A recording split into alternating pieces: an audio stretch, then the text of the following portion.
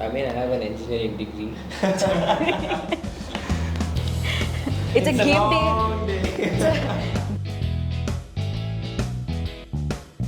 It was not a cricket day, it was a Just like, it's actually funny, but Match day against CSK. Okay, guys, we're here because we're all sports fans first, right? Yeah. You're a racing driver, you're a cricketer, and I'm just a person who loves watching both the sports. But I need to tell you guys how we're all here together, apart from the fact that both of your names start with Sai. My cousin Atul and we were just chatting about, you know, what would happen if we get a cricket star and a racing driver together. Like, what could possibly happen? And he said, bro, we can do it. And I was like, okay, let's get a friend. And he's like, I have Sai Sudharsan. He's a good friend of mine. And I was like, wait, Sai Sudharsan.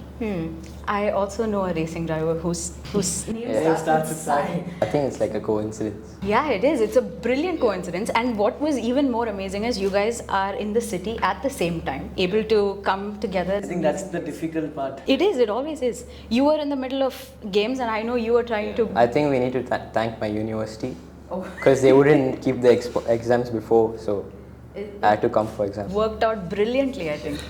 But you know, since we are in Chennai, we are in this amazing location called Sandy's. I'm sure both of you have been here before or had something from here before.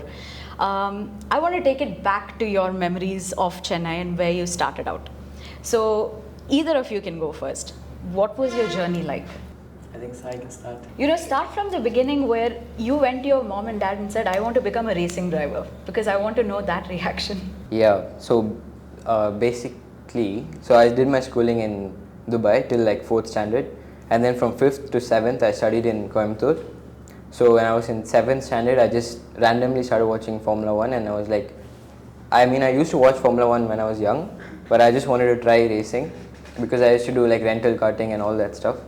So then my dad said no, and then for 8th grade I went back to Dubai for my schooling, and then once all of a sudden my dad was like, do you want to get into racing and stuff? So and then obviously I wanted to try it, and then once I tried it for the first time in a track called Alain Raceway, I loved it, and then we started doing it more professionally. You know, I had like a coach, and then 1 year I did 4-stroke karting, and then I moved to the professional 2-stroke karting after that, the next year itself. So yeah, that's how I started. Very cool. So you started your racing journey in Dubai. Alain is in Dubai. Yeah, it's in Abu Dhabi. It's in Abu Dhabi. Yeah. So there are like 7, I don't know, states or some Emirates. So Alain is one of them. Oh, okay, perfect. And Sudarshan, you. Sorry, I'm not going to call both of you Sai. I'm going to call you by your second name. Actually, fun fact, when I was in school, like before 4th standard, I was like in school cricket team. Really? Yeah. This is perfect. He just tried his go-karting. 2 weeks back, 2 weeks back, I also, you know. Yeah, then I played like in a turf last week. So it's meant to be. It's meant to be. Yeah. But tell me about your journey. I don't think I have a interesting story or something to say, because I just started playing one day. But I think my dad and mom was a big impact on me, because they were sports person. They were, they used to train regularly. So I used to go with my dad. Just one fine day, I bought a tennis ball and a bat and started playing. That's how cricket started to me. But once I started, it's the love for the game. But I know that your parents are also very much like sports heavy people, right? So I think sports runs in your family in a way. For sure, 100%. They have been doing. My dad was an athlete, and my mom was also an athlete, and she used to play volleyball also. And my dad was a sprinter, so that's how everything started. So Sanjay, do you have like racing in your blood? My dad did one bike race at like Sri Perambuttur, but that was it. Really? Yeah. At MMRT? Yeah. So he was like the first one in my family to get a license, like racing license. Okay, so both of you come from like proper. Yeah. Yeah, but he did it for fun, not like professionally or anything. Interesting. Have you been to MMRT by any chance? No? It's time to make this happen. To do anything. So I'll drive, and then he'll sit next to me, and then you can ask questions. Oh, perfect. Can a car have three people? Idea for Yeah, another. It's part 2. Interview. It's part 2. But it would be nice to actually get you guys into like a single car and talk about it. But both of you have grown up in Chennai. What was that like? I mean, for sports, I know Chennai is very much a stronghold. They do sports, right? And we see that there's a lot of young athletes coming up the ranks. So what was the experience like? Did it give you the foundational strength that you needed climbing up this ladder? No, I think definitely Chennai is like a proper hub for sports. So wherever you go, every street or every other area, they have a cricket academy. Every other area, they have a ground to train or something. So I think that's a big impact for sure. And I think my dad was also a big impact of me starting athletics first. I actually started athletics first.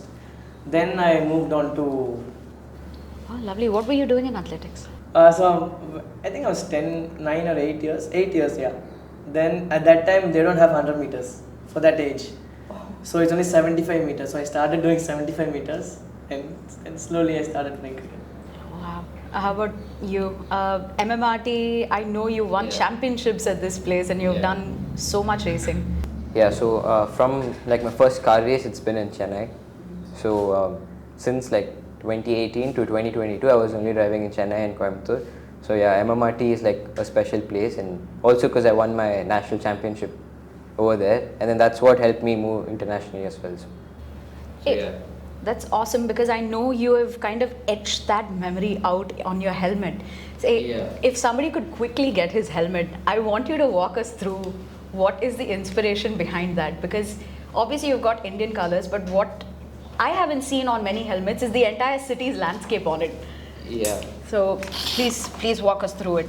I mean, so basically first I wanted to do like Chennai Super King colors. Okay. Like yellow and blue. Okay. But so that was like okay. But then like No, I can say GT's here. Little bit of GT's here. And then I was like, okay, then like not many Indians driving in Europe and stuff, so I wanted to make that bold. So that's why the Indian colors. And then I also want to have like the Chennai skyline, because I want to show like where I'm from. So that's why I have like all the important places and stuff. So like LIC building. Yeah. I even have like the Valluvar Kotam and stuff. Okay. And then like. Well, it's very thoughtful. This is Marina Beach and then Lighthouse. But we don't get to customize our own helmets. Yeah, I think they should. I think they should allow that. I mean. Do you get to customize the back though? As per what you want. I mean the back side of it. You can. You can? It's about the stickers. Yeah. You can do the stickers. It's in progress. It's in progress. Nice. So who designed your helmet? Is it It's a person called Jason from UK. from UK? Yeah. Okay, lovely. But so Chennai obviously holds a special place in your heart. But what is the strongest memory you have from this place? In terms of, is it winning a championship for you? Yeah, that should be one of it. Yeah. One of it. Yeah. How about you? Actually, it's a very small thing for me. I love tea. I love tea, and spending some time there, just sitting and chatting, just what we're doing right now, just like meaningful conversations about cricket, about life. So I think that's the best part for me in Chennai, because you have some great places here to just sit down, to just enjoy the vibe, enjoy the scenery. I think that's one of the special things for me in Chennai. Yeah, also that for me, like I studied in VIT, so like roaming around with friends in Chennai, just simply hanging around, it's like a good feeling. Okay, I'm not from Chennai. I'm from Bangalore. But if you guys had to suggest a place for just chilling out or having tea, what would that be in Chennai? I need more specifications. Okay, What kind of tea? What place you want? There's so many places in Chennai. What's your favorite? My favorite is there's a place called Bilal. Yeah, I was about to say so. The biryani place? Yes, it's actually a biryani place, but they prepare great chai. Really? And it's like, it'll be fresh when you go in the night, around 10:30, 11, 12. Yeah. But also even like, after this, one thing I want to say, after the CSK game, I was not getting sleep. I took too much caffeine during the game, so I think it was 3:30 in the morning or 4 in the morning. I went there and had a chai. So. But I don't drink I like love that chai, place so but much. like the bun butter jam in that place it's nice. Also, you should try this biryani called Gilli biryani. I haven't even been there, but I know because Atul keeps talking about it. So today, 3:30 in the morning, let's go have a tea. It'll be sight. But who were your biggest heroes growing up? There are some pretty good role models, I'm sure, and you must have met some of them, and I know that you will eventually meet some of them. Who were your role models growing up? I think there were many role models for me. I think now there's a different role model. When I was 12 years old, when I was 10 years old, there was a different. I think in different phases of your life, there were different role models for me. I think when I started playing, I knew Washington Sundar. I knew him from school. My first school match was against him, and seeing him growing. I think when he was 18, he played IPL. So that was my first ever motivation to, he played IPL for 2 years. I think for 2 years, yeah. And that year he did well. He played for the country and he was sustaining there. So I think that first role model for me was Washington Sundar for sure. And now it's after that, especially during this COVID period of time, where many people had nothing to do. I think I started reading, I started learning a lot. At that point of time, I think Virat Kohli was one of the great role models for me. And now I think everybody is a fan of Mahibai for sure. So we're learning every day, from his experiences. Yeah. So I think. Do you have a chance to interact with these guys, sure. even if you play against them? 100%. Even after this year's game, I went and spoke to him. Just life. It's nothing so serious. Nothing as everybody thinks something different. Nothing different. It's just very simple things which we can do better, or which we can be more consistent in our life. I think that's majority of the conversation I had with him. How about you? I don't have any racing role models as such. But yeah, like Verstappen right now, like he said, like it keeps changing over time. But right now, if you want to be like someone, I think it's Verstappen. Just the way he drives. Yeah. Like he's in a dominating car and everything, but he doesn't make mistakes and like other drivers do. So that's like a good thing to be. And just as a person, I like MS Dhoni too. Like just the way he goes about his life in general, I think. Now that you guys have spoken about cricket, I have to, and you mentioned Dhoni and so did you. I'm an RCB fan, okay? Yeah. And I know that you play for Gujarat Titans, and I know that you're a massive CSK fan. But we need to talk about IPL this year. First of all, what a season. So good. And I know that you had a chance to, right before one of the races, didn't they present you with like a CSK jersey? Yeah. Right? Yeah, before my first round in British GT. Before the first round? Yeah. Okay. How did that happen? They presented you a CSK jersey. I mean, they didn't send or anything. They were like, if you can take a photo and send it to us. And then they put it on the CSK, like fans official Yeah, page. that's how I got to know. Yeah. So what about CSK is fascinating for you? I mean, I think even he would have been a CSK fan. 100%. Yeah. For sure. And I was like- also a CSK fan, but now I'm a GT fan. yeah, of course. I think everybody who's grown up in Chennai would be a CSK I think fan. if you're from Tamil Nadu and when IPL started, I think it's just CSK. Okay, it's just a like a fond memory types. I thought it's because of Dhoni that a lot of fans are CSK fans. That's also Am I- true. Yeah. Right? But I'm like a CSK fan. And then Dhoni fans also part of it. But I'm not like a CSK fan because Dhoni is there or something like that. Okay. Like you're from Chennai and when there's a Chennai team, obviously you support Chennai. Yeah, that's true. But you know what? I feel like you take this as fuel to just do better in front of CSK fans. Yeah, I just need to ask him because like every time he plays against CSK is like 200 strike rate and like I remember the GT match. I remember the GT match and I was like at testing in Donington and then I was like, okay, they're batting first and everything. So I come out of the car and then as they're like batting at 200 strike rate, I'm like, shit, we lost the match. Honestly, I never tried to just score against CSK. I just want to score every game.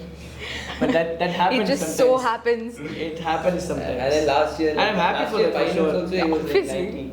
Yeah, that was 97 or something like that. That was insane. 96, I guess. What incredible performances! Like when you go out to bat against, it's your home team, right? Do you treat it any See, differently? number one, that is not my home team now. My home team is Gujarat right No, now, I so meant like your that's hometown off team. my head. Hometown team, like where you're from. I think there's definitely a attachment somewhere down the line. That's because, as I told, everybody comes from Chennai, they love CSK. It's Yeah. just like a culture here. Yeah. I think that's there for sure. But against them, you play against them. So Yeah. Also, I think the vibe, if you go to a stadium, Yeah. you won't know the person sitting next to you, but you can just randomly start talking about cricket. That is true. Yeah, very I don't true. know if it doesn't happen in racing. Like, Yeah, I just wanted to transition into that actually. So, have you had a chance to watch a race as a fan? no. Like, I mean, when I was young, I used to go to these 24-hour races in Dubai. The kart races. No, the car races. Like, The GT car Yeah. races. Okay. but I didn't watch like the whole race or anything. But I went to other races, but I didn't watch from a grandstand or anything. Like, I went because my friends were racing. So like I went to a GP3 race, and then I went to ALMS when Arjun and Narain were driving. So, but yeah. If you had to explain GT racing to me, yes, please. please, I would love that. like break it down for us. See, we're obviously Formula One's popular Yeah. now, and everybody knows a Lewis Hamilton and a Max Verstappen, and we know what the cars are, what they look Yeah. like. But GT is slightly different because it's multi-class racing. Yeah. It's longer. You've got two teammates or more than two teammates sharing a car. How does that work? Like, is there a First of all, strategy? like it's a lot more interesting than Formula One. I must say that. First, like there are long races. So there's an hour long race, 2 hour race, 4 hour, 3 hour, 6 hours, 12 hours, 24 hours, and it depends on the duration of the race. You have maximum up to like 5 drivers per team, and they're just like in Formula One, for example, there are 10 teams, and it's basically you know who's gonna win before even the race starts. Like a Red Bull's gonna win or Ferrari's gonna win. But in endurance racing, just because the duration is long and there's so many factors like weather, and there's gonna be like 20-30 pit stops and stuff like that. So you can basically, even if you're not quickest in qualifying, if you're like 10th, or even if you're 3 seconds, 4 seconds off the pace, in the race, just because of all these factors, you can still win a race, and that's like more interesting. And also because it's multi-class racing. For example, in World Endurance Championship, there's this hypercar and GT3, and this hypercar is like 10-12 seconds quicker than GT3 cars. And when you get to like lap them, the GT3 cars can ruin your race also. You know, like it's not entirely in your hands. So if they move or anything and crash, it's also your race gone. So I think it just adds a lot more to the excitement. Have you had a chance to watch a GT race before? I've watched Ford versus Ferrari. That's the only. so that's like one of the biggest races. That's the only thing I've watched. That is actually. And that's where I, learned that cutting the gear and racing the car. What about GT racing actually fascinates you? I know that you won the MRF 2000 F2000 Yeah. title only last year, right? You wrapped it up last year, 2022. 2022. Then 23 beginning, but it was a 2022 yeah, it did 22 season, right? From a single seater open wheel category, you moved into GT racing. How has Yeah. that transition been for you? Actually, after 2019, I was racing in the F1600, and then 2020 I didn't race anything because of COVID, and then 2021 I went to Polo Cup. So I didn't do Formula Cars 2021, and then the like F4 India was about to come and stuff like that. So Narain was like, do a round of MRF F2000, and then because I didn't do any Formula Car racing, so he was like, just to get a feel of Formula Cars again, do F2000 one round. So I did the first round, and then F4 didn't happen that year. So after the first round, I was leading the championship. So I just wanted to like finish it, and I won the championship. And then after that, we were looking, because after F2000, that's like the highest category in India. So we had to go somewhere international, and we were looking at different options. And then I wanted to try GT again because there are more options, more like opportunities, because there are many teams, many manufacturers, and Formula One is really difficult to get into. Like even if you win F2, it's not like a guaranteed seat in Formula One. So that's why I wanted to try GT cars, and I did in October last year. And out of 3 races, I won 2 races, and it went really nice. And then I did IRL and after that now British GT. So British GT is like one of the biggest GT championships. So Sai, now I wanted to ask you a question. Here in India, everybody knows what's the process or how to go and play for the country. There's a set of process here to, especially in cricket.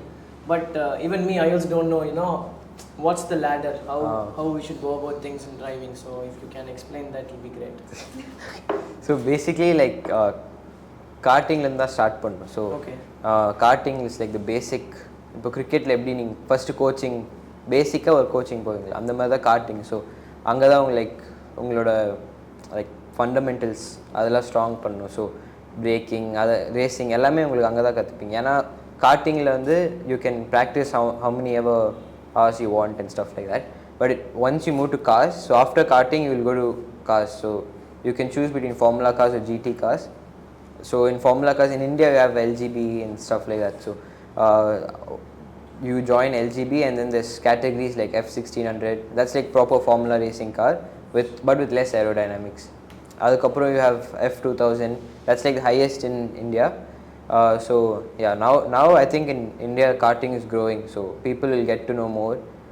I think just the knowledge in India everyone knows cricket but not everyone knows about racing, or I don't even know, they think it's like a sport or anything. So now like this is I think karting super series or something, and if you win that you get a free drive in the national championship. And so yeah, everything is growing right now. So that's like the basic thing. So karting, Formula cars, and then Formula 1 or like GT side if you want to go, then there's GT4, GT3, hypercars. So that's how it goes.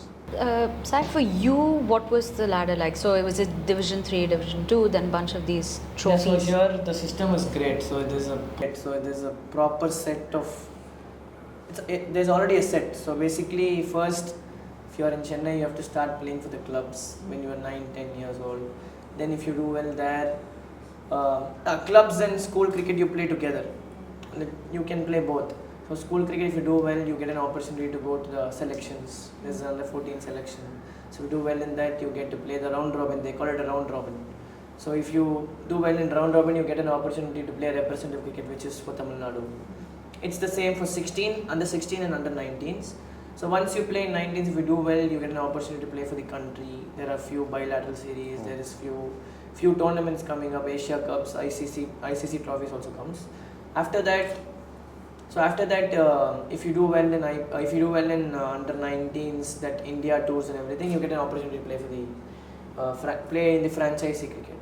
Yeah. So that's how it goes. If you do well in IP, you get an opportunity to play for the country. But in Tamil Nadu, if you need to play for the state, we have a set of divisions. So it's like 6, 5, 4, 3, 2, 1. You have to go up in the ladder. You can jump to. Yeah. You can do that if you do really well in the previous season. So if you do well in that first division, you get an opportunity to play for the state. Yeah. Is there like a selection committee for like each division, or for every, not for the division, but for every representative team? Like under 14, there is a chairman and a good set of selectors. Under 16, there's a chairman. Under 19, there's a chairman, and 23 and seniors, there's a chairman. Yeah. So they select a set of players. So I'm like 21, and if I want to get into cricket, so how's you have to start playing league cricket first.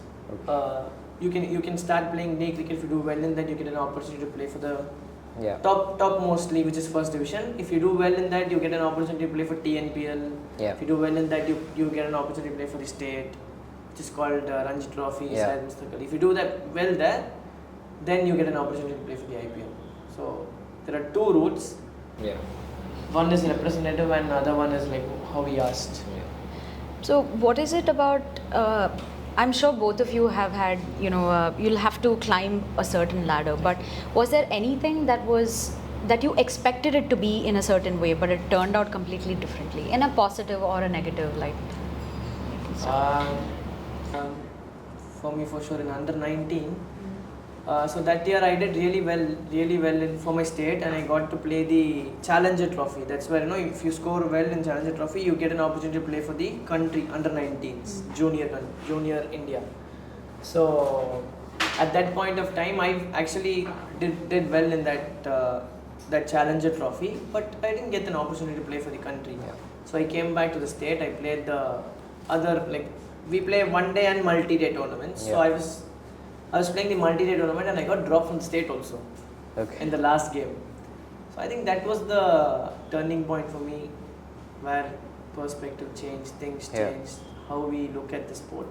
I think everything changed at that point of time. For me, it's not like that, but for example, when a season starts, you have your own expectations and like you work hard towards it, but for some reason you won't get the results or anything, and then that's when you get disappointed. So I think like nowadays I just don't expect anything from myself. I just like do my best, and after that we can't control anything.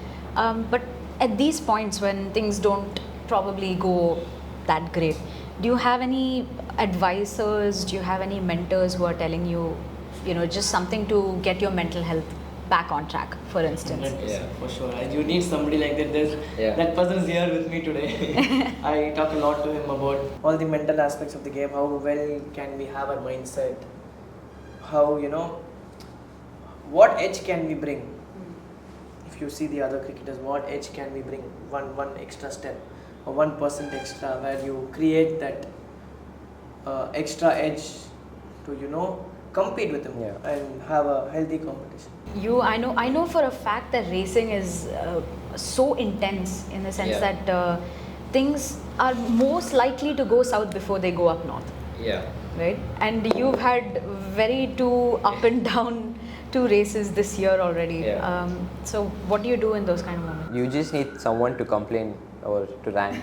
So first I go to my family, and then once they're done, so I go to I have Naren Karthikeyan as my mentor, so I just call, and then I can literally complain anything to him. And then also because he's reached the top in Formula 1, so he knows a lot about racing and he can understand what I'm saying.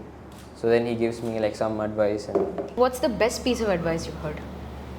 yeah, just don't expect anything and just do your best, because you can't do anything else. You can't control what the team is saying, doing. I mean, it's very similar to what he said, but I feel it's consistency. No matter what, as he said, you do well, you don't do well yesterday, you're Yeah. anyway going to wake up today and do the same thing. Anyway, you're going to grind your whole life. That's how the sport is. That's how the want of the sport is. So I think whatever you do, if you score 100 yesterday, if Yeah. you don't score 100, if you get out, if you win a race, if you don't win a race, if you spin, doesn't matter. Anyway, you're gonna get up the next day and Yeah. grind it out. So I think that's the best ever advice about it. What you guys have just told me is it goes beyond sports, right? I mean, not just different sports, but it extends to life as well. But if not for sport, what would you guys be doing? I mean, I have an engineering degree. But I don't know if I will work, because I don't like engineering. I just did it for safety. But I like business.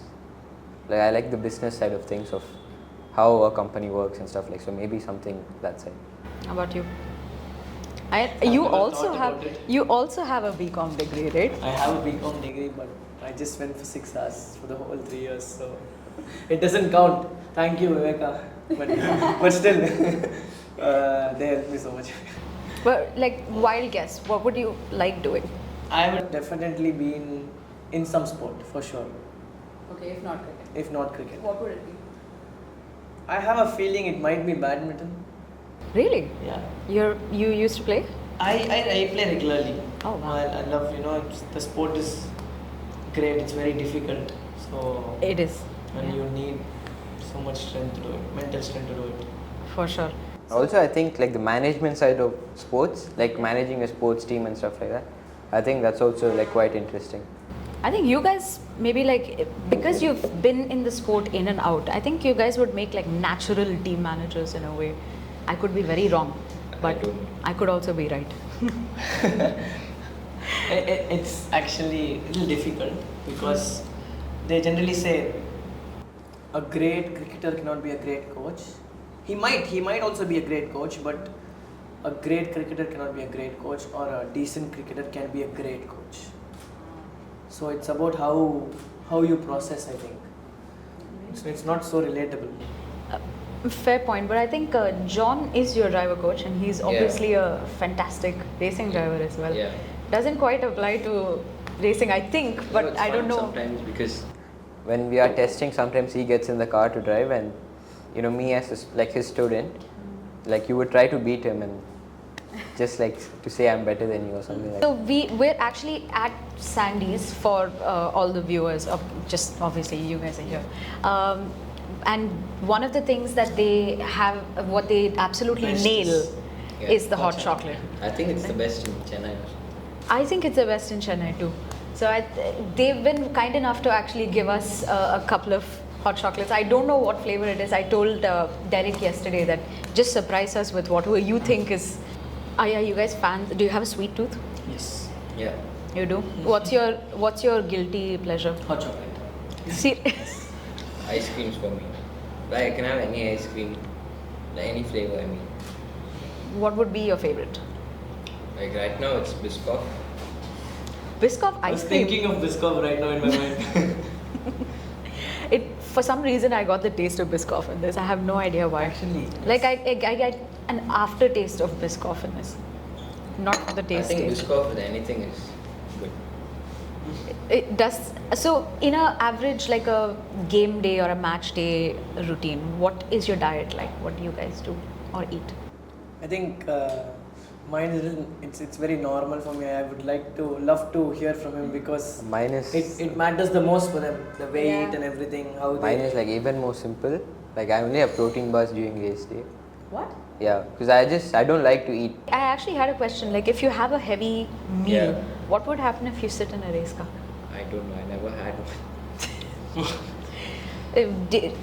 So it's just But protein I think you bars. won't feel anything because of the adrenaline rush. That's true, but don't you, because you're going around at such high speeds and Yeah. you're being thrown under braking, I thought it will make you a bit giddy and a bit dizzy.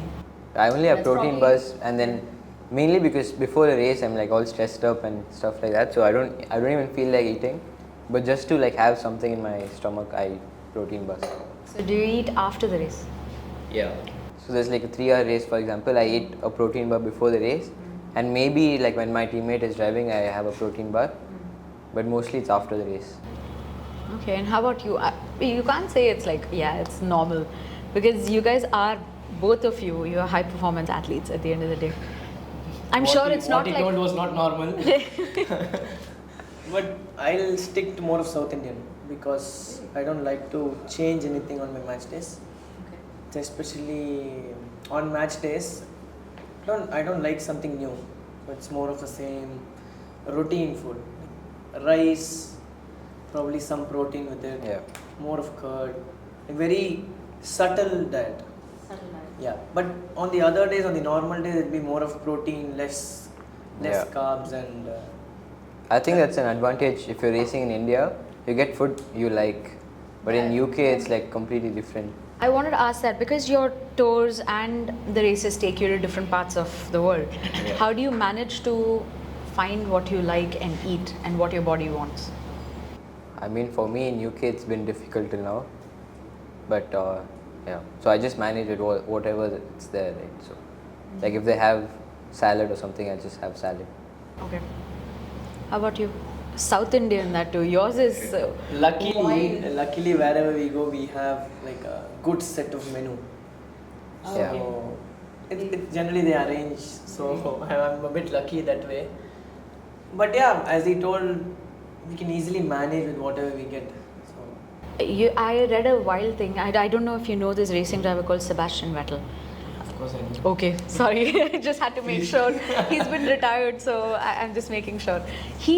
I don't know if it's true, but I heard that he used to take a box of cornflakes and make things in his own hotel room. So I thought it would be one of those situations for you because I think if I have my mom with me, then maybe that's possible. But I'm like with my brother, it's just I'm too lazy to buy and then go and do stuff. So speaking of parents, do your parents come with you for the races? Yeah, I mean, when I was racing in India, they used to come for every race. But when I'm in UK, not so much. But now, I think from next run, my mom will be there. And then my dad will come for the last 2 rounds or something. And you? My parents come for most of the games. Oh, lovely. Yeah, they actually enjoy it. My mom never watches the game, but still, Yeah. she'll come to the ground. She'll sit inside the room, but my dad watches the whole game. So they enjoy it. This year they were there with the team for few games and they loved it. And this was the first time for them also. Really? Yeah, first time for them, staying with the team. So they usually come for the game, they go back. It was like that, but this time They had an travelled with you? opportunity- Yeah, they traveled with me for few games. So Nice. they loved it. They enjoyed it. Very nice. Do you have like superstitions or something? I mean, every cricketer or every sportsman Yeah. has superstitions, but after a point when you're starting to let go things, I think it will eventually turn into. Yeah. You'll eventually let go a few things, Mm. and you'll only keep which has logic and scientifically backed. Yeah. I think that's because I've been completely superstitious when I was 12, 13, Yeah. 14. My childhood was superstitious, so I used to keep bag in a certain way. Yeah. But that's still there. I'm not saying I'm not doing any superstitions, but everything has more logic and Yeah. science backing to it. How about you?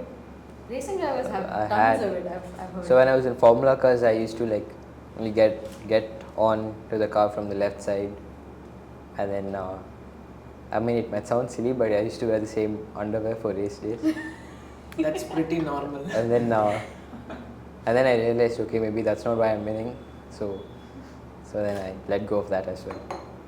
I think getting on from the left side also has logic to it, because in karting, the engine Yeah. used to be on the right. Yeah, maybe we're used to it. And I think it's just about the feeling. I think so, See, yeah. everybody, we just need that feel-good factor before Yeah. we go inside. So all these things gives that. That's it. If that makes you feel happy, do it. Otherwise, it's better to see it this way rather thinking of Would, should, could. Yeah. Yeah, that's true. But what is your physical routine like? When I spoke to you yesterday, you said you're in the gym for 3 hours. Is that normal? I meant like to come back, to go from my house to the gym is like 1.5 hours, and then I work out for like an hour and a half, and then to go back is an hour and a half. So that's why I said 3 hours. But what is your routine like? How long do you spend time in the gym? Do you have to? Yeah, so most days it's basically like an hour and a half workout. I've like with my trainer. I think he also knows like my trainer. What? Really? We Yeah. played cricket together. And then I do like cardio and stuff. Okay. What do you do? Or cardio? Yes. Cardio, I just basically run. And if I'm at the gym, then I do this rowing machine thing. So I do like few kilometers on that. Yeah. I want to know because as me and Yeah. my friend, we had a conversation before this IPL of how this F1 drivers do these reaction drills. Yeah. I started doing it before games, so it Yeah. actually helped me to switch on from ball one to Yeah. go at the bowler from ball one. What do you do generally? So How reaction- do you prepare for a race? Or Yeah. on the race day, what do you do? So I think like before race weekend, there's this thing called Dynavision. So I don't know if you know Sorry? Dynavision. It's like a huge blackboard with LED lights, and they're like buttons. It's called the Batak test. No, that's like big lights. This is like the small LED lights. Oh, okay. So there's like I think 50 or hundreds of them, and then so that you can control with the software and basically adjust the speed of the lights and everything. So it's to train your reaction. And then on race days, I don't. Like you just do basic stretching and then nothing else. How about you? Do you have any pre-match routine? Definitely, I have like my whole days planned the previous day. Walk us through one of those days. Like imagine it's a game long day. day. It's a match day against CSK. Go. Okay. How do you so- score your 103? No, but as I told, it's more of logic and science based. Morning I start with I have a routine of breathing exercises, so I do that first, and I visualize for some time, meditate for some time, and I do my yoga, mobility and stuff, Okay. and that's about it in the morning. And I get a small sleep, like probably half an hour or 1 hour's Yeah. time, and then I go for priming sessions, like 3-4 exercises, quick and heavy, few reps. So it's like, so the concept is basically recruiting of muscles. That's the concept behind it. So we recruit and we activate our body and we go for the game. That's that's about it. That's my match day. Very cool. You mentioned breathing and yoga. Obviously, these things, one, they're great for physical health, but they also help you calm down mentally. Definitely, for Right? sure. Do you have a specific routine, both of you, in terms of like mental health, how you take care of it? Is there something like for you it's breathing and yoga? Yes. What is it for you? It's not very serious and stuff like yoga. I just play like random games just to like take my mind off. I play like Subway Surfers and stuff. Just That like, is, it's actually funny, but it's actually funny, but it's actually a very important thing for everybody where they get a time off, Yeah. Switch off. switch off, and because I just completely forget about racing, and so when I'm playing that game, and it's also not like any violent game or anything like that. So yeah. What is it that you do? Obviously, meditation, yoga, that's a serious stuff. Is Yeah. there something wild that you do that takes your mind off of cricket? I don't think so. I'm working on it, to be honest. It is a very difficult task for me. I don't know about other people, but so basically taking breaks is actually difficult for me. It's not so easy. So basically, that day won't be so great for me. I cannot. That's what I'm working on it. I'm just trying to. Actually, took a 10-day break, and just did some basic stuff after the IPL. So it was actually difficult. So I'm just learning on that side. But mentally, yes, I think the preparation is very important. Since we're on the subject of mental health, I want to just quickly touch upon the mentality and the mindset that you need to have to play the sports that you're doing, because they're different sports. There are different challenges involved in each of them. I think for you, cricket, yes, it's a physical sport, but what is probably more mentally daunting is the fact that you always have eyes on you. What you're doing, what you speak, what you don't speak, all of that, the vision is always on you. How do you mentally tune yourself to handle that and keep focused on what you're doing? I think the fundamental or the important thing is to, it is very easy to get carried away. For example, if I talk about something, it's very easy to get carried away from their judgments. I used to take it so personally. It is very normal. I don't think it's something new, but it's very normal for people having judgments and opinions on you. I think that's even evident and even more in cricket. Yeah. So I think better not to indulge so much in opinions of others. Yes, you need opinions, you need people to criticize you for sure. But I think the set of people, how can I put it in a better way? Maybe the people you have trust. Close, inner circle. Inner circle. Those people are the important people. So their opinion is very important to you. Their point of view is very important, not the others. I think that is helping me a bit more, where I'm only, whatever I do, wherever I go, I come back to my own set of people and, get to know what went well, what didn't go well. So I think that is helping me to manage it well. For you, there's obviously a different set of pressure that comes with this thing, right? Now you are sharing the same car with a teammate, and you always need to be in the same wavelength as the team, as your teammate as well. How do you get into that zone? I think as like racing drivers, the mentality is pretty much same for every driver. I think we just want to win. But I think you need to understand, like, you can only do your best, like I said. Like after that you can't do anything. Like you do your stint, and then if something goes wrong with your teammate's stint or anything, you can't really complain. And I mean, it happens in racing. So also, like you said, when I think there are many people around and they might not really like you or anything, like stuff like that, so they might want to put you down, and I think results will speak. It's completely normal to people having opinions. So better to have few set of people where they care about you. That's actually better. So in terms of when you cut out all the noise around you and you get into your zone, like for you, you guys would have different definitions of what your flow state is, like where everything is working fine, you are performing at your optimum. What does that look like for you on a match day? What does that look like for you before you get into do your? I mean, I just do the same thing every weekend, so I don't do anything different. But I think once the weekend starts on Friday, I think from the first practice, if you have like a good practice, and I think then the whole team's motivation is like really high, and you want to deliver and stuff like that. But I think if the first practice doesn't go your way and if you're a bit off the pace, then I think everyone's like a bit down and not as motivated. I don't have like any specific. But let's say that it doesn't go well. So how do you recoup back? I mean, you can basically see what you did wrong in that race, but I think, like for example, if you missed a pit stop or the timing of the pit stop, I think you can study that, but the basic processes will remain the same, like preparing the car, preparing for your practice, all that will remain the same. I think just execution can be studied upon.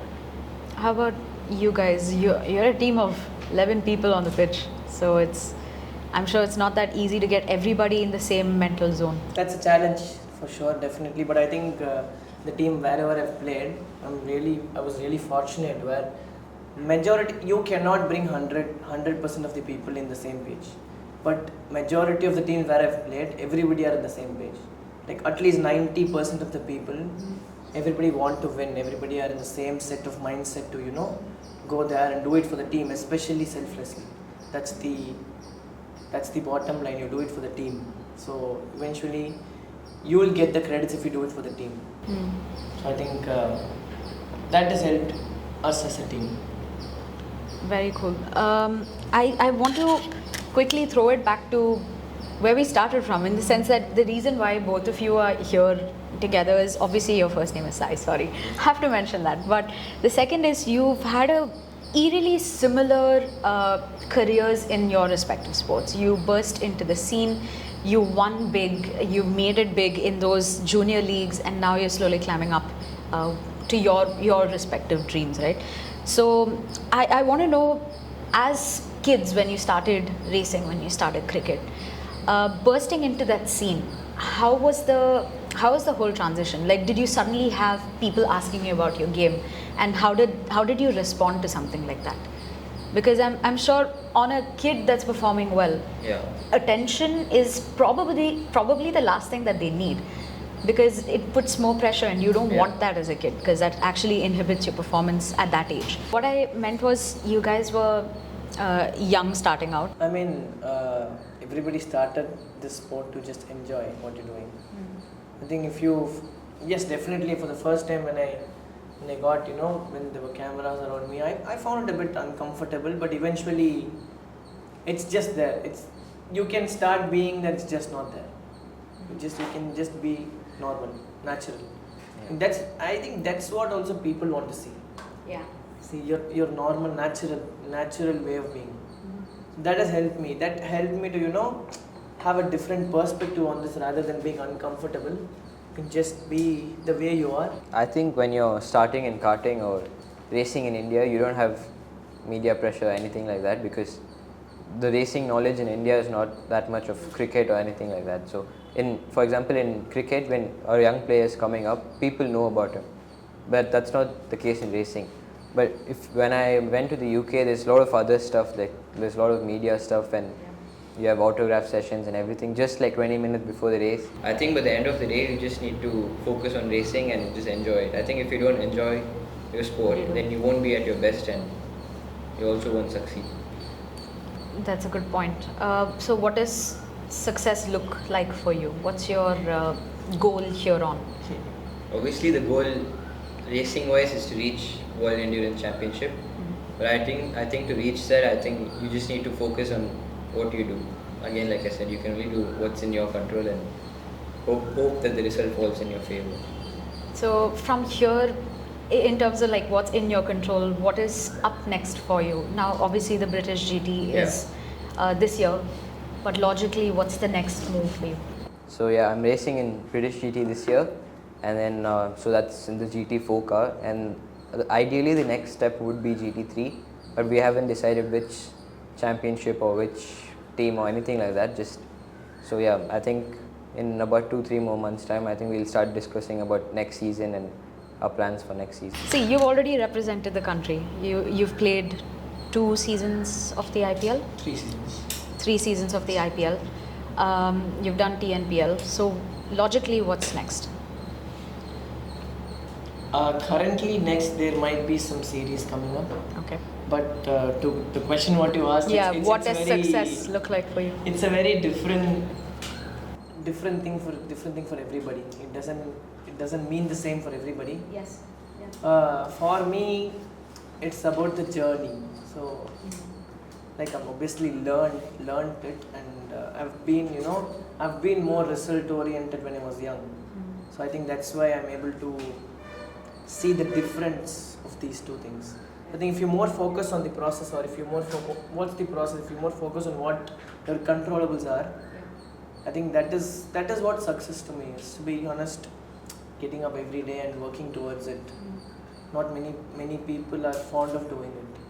It's going towards the excellence. I think that's what success means to me. Maybe it might change in the future, but for now it's that. That's lovely. So one thing you guys have in common is that you are representing the country on an international platform. For you, I'm not very aware of how the British GT grid is this year, but are you the only Indian driver or one of the 2 or 3 Indian drivers? So I'm like I'm a proper Indian driver, but there are like I think 2 more British Indians. Yeah. So you're the only one with like a Indian passport holding driver. Okay. I have to clarify that because racing licenses are very different. Okay. So you could be from like one country and represent another one by just holding another racing license, right? Yeah. That's how it works. So if you have a license from UK, then you're basically racing under the British flag. Yeah. So I want to know how do you guys feel? You being the only Indian, and you are a Chennaiite representing India on a huge platform, which is cricket. It definitely feels special, to be honest. And I think everybody started to play the sport. Number 1 is to enjoy it, and number 2 is to play for the country. It's to represent for the country, do well for the country. I think yes, national anthem was special for me, for sure. I was thinking of my mom when I was there. But it is a special feeling to play for the country which you are a part of, and making the country win. That's a different feeling. Yeah, I think it's similar because right now in racing there are only like 4-5 Indian racers driving internationally. So I think it's a privilege to be in that group itself, and then just you want to make India proud because racing at one of the highest levels, and for example if you win the race, it's like a big thing, especially in UK and stuff like that. There are not many Indian drivers, and to win there, I think it's a big thing, just personally as well. So when you made your India debut, who was around you? Was your entire inner circle there? Actually not, because a few days before that day, I think it was 17th December, I'm not sure, when I played the game. 14th December, my parents were there in Australia for my brother's convocation. So they were not there. It was just me, but I know they would have definitely had a great day that day, for sure. They would have enjoyed it. Absolutely. I mean, I'm sure everybody watching it must have enjoyed it, and people that know you must have really cheered you on. And I know that your parents were there for your championship winning day. Right? Yeah. So basically they come to every race in India, and also when I won the championship, I think my entire family, like my grandmother, my cousins, and everyone was there. I've seen the pictures, and that's how I know. But just to wrap things up, now there are a couple of very difficult terms both in cricket and in racing that I'd love for you guys to explain it to me and to each other like you're 5 years old. Okay? We'll start with you because I have questions. Oh, you have the terms? Oh yeah, I do. I didn't know what's DRS till last month. So I was in that state. Oh, sorry, I thought of the racing DRS. Never mind. Oh, racing DRS only. Okay. my god. I got scared you were talking about the actual cricket. The cricket no. DRS. It was not the cricket DRS, it was the racing DRS. Oh, okay. Okay, lovely. All right. Let's start with you and then we'll alternate. Okay? In swing versus out swing. Oh, you want me to choose? Like, what's the difference? So it's basically ball coming in and ball going out. That's the Explain it to me simplest. like I'm 5. So, break it down. What do you mean ball coming in or going out? So basically from the hand, it's basically a fast bowler will do that. Okay. A spinner cannot do it. He can, but it's a different name for that. So basically, in swing is the ball which is coming in from the hand of the bowler. Okay. So it like swing in. Okay. And out swing is it swings out. That's the explanation of Basically that said the same thing but with more hand actions. Yes. That helps. Like, if you're a 5-year-old, it does. DRS. Go for it. Yeah, Thank you. So basically DRS is there in Formula 1 and like in Formula 3, Formula 2. So if you're within a second of the car in front, there's this thing in the rear wing that like it's like a flap. So when It opens up. yeah, it opens and then you get more basically straight line speed. It's because of the aerodynamics and stuff. I don't know a lot about aerodynamics, but I know that you gain time on the straights. But also it's like if you're that close to a car at that level, then there's this thing called dirty air and also aerodynamic. You can't follow the car in front in corners and stuff. Okay. Now back to you. Leg side and offside. These terms are very basic terms where I can just say this side and this side. No, but it's different, I right? can explain that. If, for example, I am a left-hander, so for me this side is leg side. Right side. Yeah. Right side, okay. Right side is leg side and left side is offside for me. Okay. Maybe you can. If you're a remind me of this. right-handed batsman, It's the opposite. switches. So for a right-hander, the left side is the leg side, and this side is the offside, where you get the clear vision. Okay. Back to you. Yeah. Blistering. Blistering. He doesn't know. No, I know. No. So basically when your tires get old and you keep driving for a long time, there's this basically your tire starts falling apart. So that's called blistering. Wow, that's killing me. No, now I actually want to throw it back to you guys. Do you have any questions? Fan questions. What about it? Okay, have you had a chance to talk to Tamil Nadu players, meet maybe your junior cricketers who are coming up the ranks right now? Yes. Ipo, we are playing this first division league where I started playing. Where I started, that's the place where you get runs and go play the domestic level. Then you play for the country. So whenever we get time or whenever we are free, whenever we don't have games, we come back here and play. So it's happening now. I've been meeting so many young cricketers, and many young cricketers have actually come inside the circuit. They are so basically it's very difficult to break inside first division teams. Okay. Now there are actually many young cricketers who are there. Every team there are at least 2-3 cricketers. So that's a Positive. great positive sign, for Tamil Nadu cricket. That's great.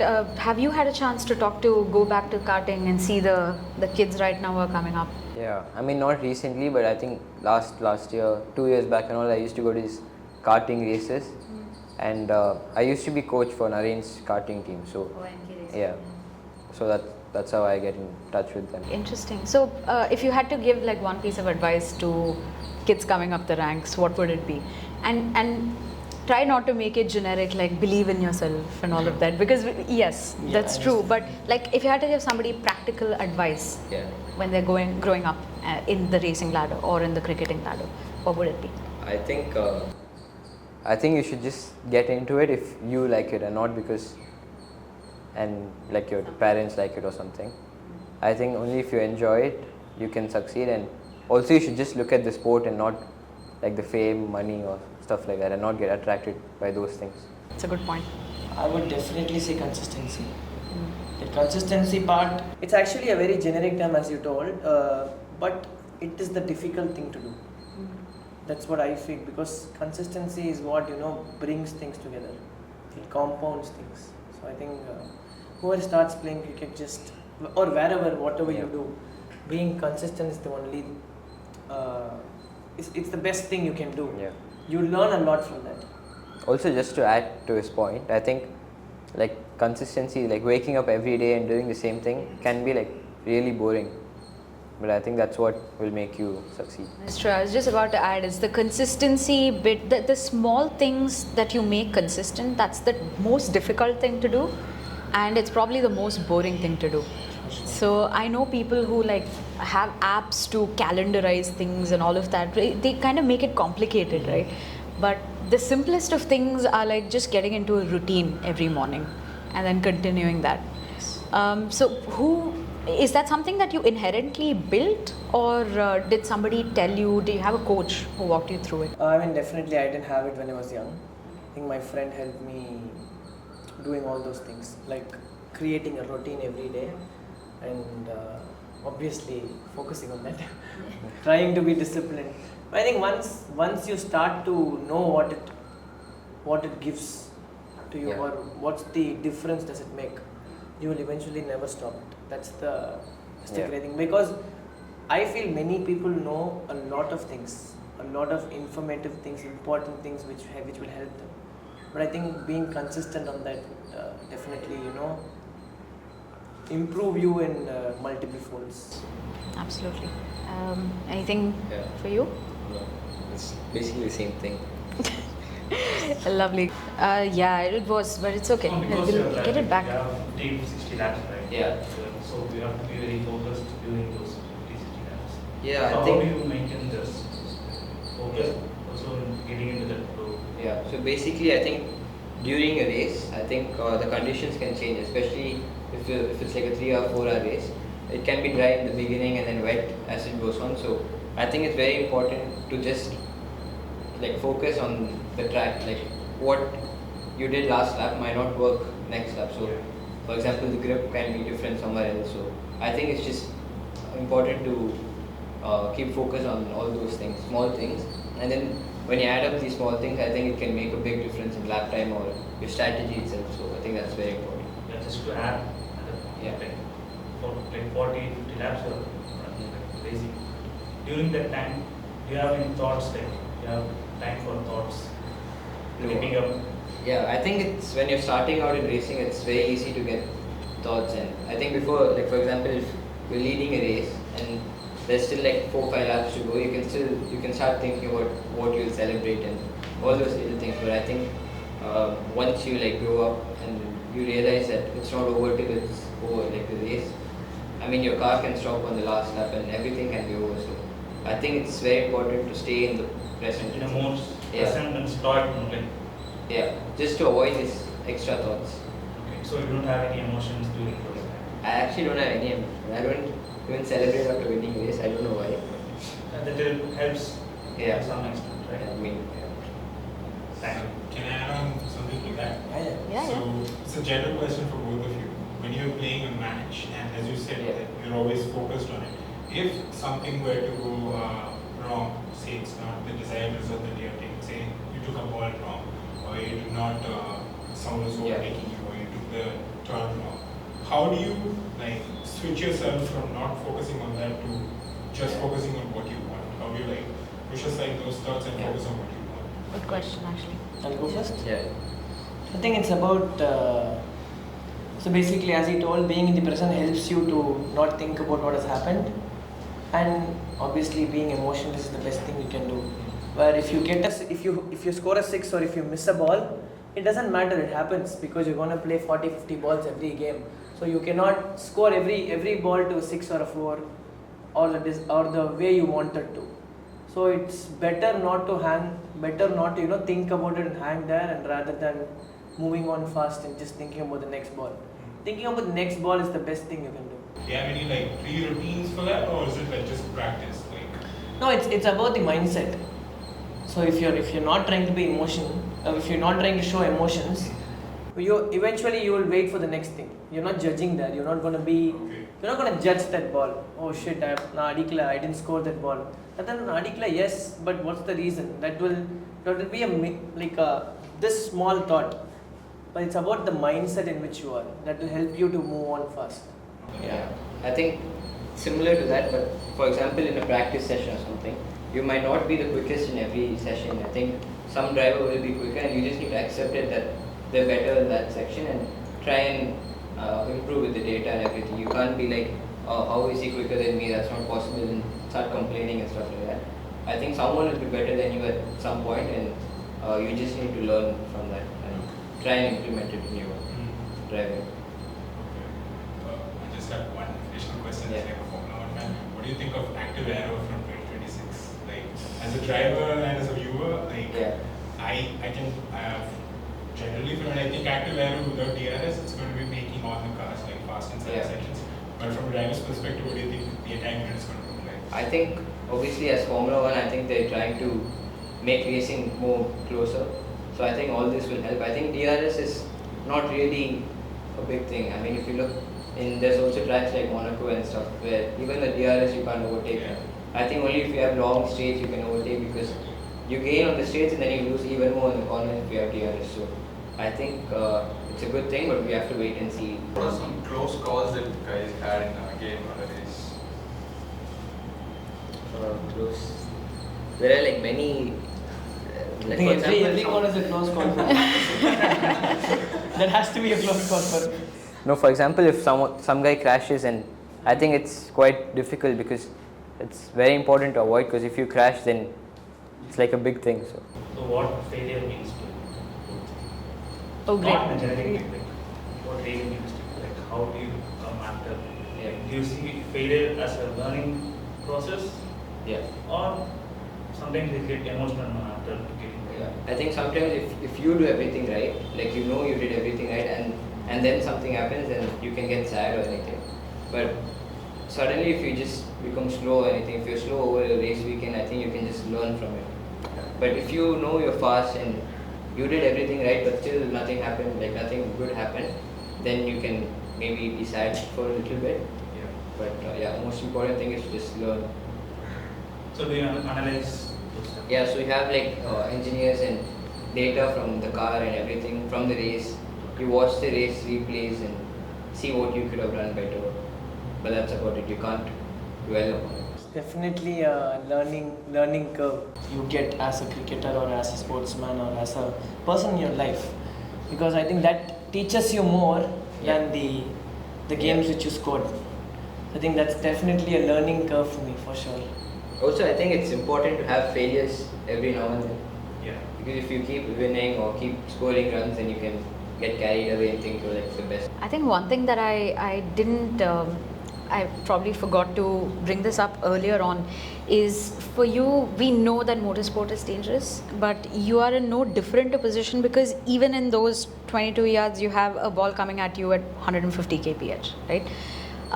So the dangers are more apparent and more eminent in motorsports. So do you actually think about it, and how do you kind of frame yourself when something's being flung at you at 150 kph in such a short distance? I'll start off. I think if you think about the dangers before getting in the car, I think you can't be at your best. Like for example, if you're trying to take a corner like 3-4 kilometers per hour faster, you can go off, but I think if you don't go that 3-4 kilometers faster and try it, you will never know. So I think if you think about the dangers, and I think you can't. But to what extent can you keep pushing it? Like, do you internally, does your gut tell you that there is a limit, don't cross it? Yeah. So for example, you have taken a corner and you can feel it, like you have done the best in that corner. If you go, like if you go like 10 kilometers or 20 kilometers faster, then you're going to go off. I think especially in the rain, it's a lot more easier to judge that fact, because in the dry you can be like, oh, I can go 5-10 kilometers faster, but in the rain, if you even brake a little bit more with more pressure, you're going to spin or go straight. So yeah. It's very similar, as he told, but I don't think my life is in danger when I'm playing cricket. We have probably 1% chance of that, but for him it's even more difficult to let go and be a bit more quicker. For me, for us as cricketers, it's a little easier, where we don't generally think so much about that. It's just about reacting to the ball, reacting at our best. As he told, if I find it difficult, if I think I might get hit, everything just is messed up. Will get messed up. So your reactions won't be on point. You'll always be a bit timid or scared. I think not thinking about this is the best thing. But because our game is a skill-based game, we have opportunities, or we have few skills to overcome it and be even comfortable at that point in time. Also, I think safety in motorsports now has become a lot more better. Absolutely. Yeah, just because there's so much more things like halo and seat belts. I think if you compare it to 50 years back, there's basically nothing. That is true. So yeah. I think even in GT racing, because you're not in an open car, you're in a closed cockpit. Yeah, even in GT racing, you have roll cage and seat belts and a lot more safety devices, extinguishing, stuff like that. So yeah, you're not really scared when you get it. No point. Okay, I think we're at an end. But what I got out of this is, I might be oversimplifying it. Don't think, just do. Yeah, basically. Right? Yeah. Basically. Best thing you can do. Best thing you can do is that. So anyway, thank you so much for your time, both of you. I know it was, you all are on a tight schedule. You have places to be, but I'm so glad I could meet you, because I come from a sporting family in the sense that we enjoy a lot of sports. Yeah. My favorite sport is obviously motorsports, and we've done a lot of extensive work there, but my family is a cricketing family. My dad used to play, my cousins still play, and everybody comes from that background. So it's so nice to have two worlds converge in like one single place over hot chocolate. And I'm so glad Sandy's could say yes, and all the camera people and the studio, NAC Studios, thank you so much. Hopefully we see you guys in some car where you can take him, chuck the car around in a corner, make him feel what it really is to be a racing driver. I think it's even more scarier to be a passenger. I think so, yeah. Because you cannot control anything. Yeah, you're just like, I don't know if you saw that Formula 1 video where that NBA star is with Lando Norris. Okay. He is just losing it, and this is like a 6.5 foot guy who's just sitting, he's built. Then there's Lando Norris just casually chucking around the car at 200 kph. It's crazy. So it should be something like that. But anyway, thank you so much, guys. Thank you. And guys, we can It's been a great time. Thank you for coming, and I think we're good.